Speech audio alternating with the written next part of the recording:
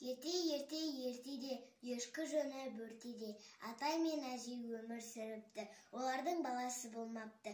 Алдағы қыста олар қардан өздеріне қыз жасап алыпты. Ол қызға біраз уақыт көзбен қарап отырыпты. Содан соң жаурап үйлеріне кіріп кетіпті. Содан соң қыз көзін ашып, бақшадан өтіп, атай мен әженің үйіне кіріпті.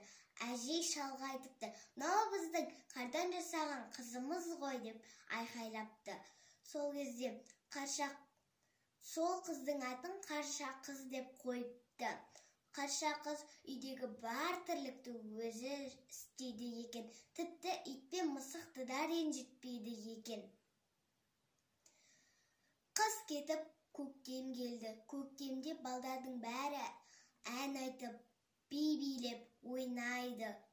Тек қана Қарша қыз терезенің алдында көз жасын көл қылып отырады екен. Жадырап жаз да келді. Жазда егіншілік пісіп, бидай піседі. Жазда сосын күз келеді. Күзде егіншілік жиналады. Сосын қар ұлпасы жерге түседі. Солтүстік жақтан үскірік келеді. Сол кезде Қарша қыз үйінен жүгіріп шығып, қар ұшқынын қолына қондырып ойнайды екен. Қыс келді. Қыста Қарша қыз ойнайды, көңіл көтереді екен. Сол кезде көктем келеді. Көктемде Қарша қызға құрбылары келеді. "Құрбым, кеттік, сәл серуендеп қайтайық" дейді. Қарша қыз барғысы келмеді. Бірақ әжесі: "Бар қызым, сен келем дегенше үйге мен қарай тұрам" деді.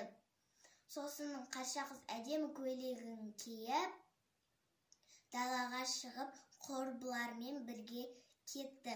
Сосын сол жаққа барып, бір бұлақ тауып, мұздай суға қолын малып отырыпты.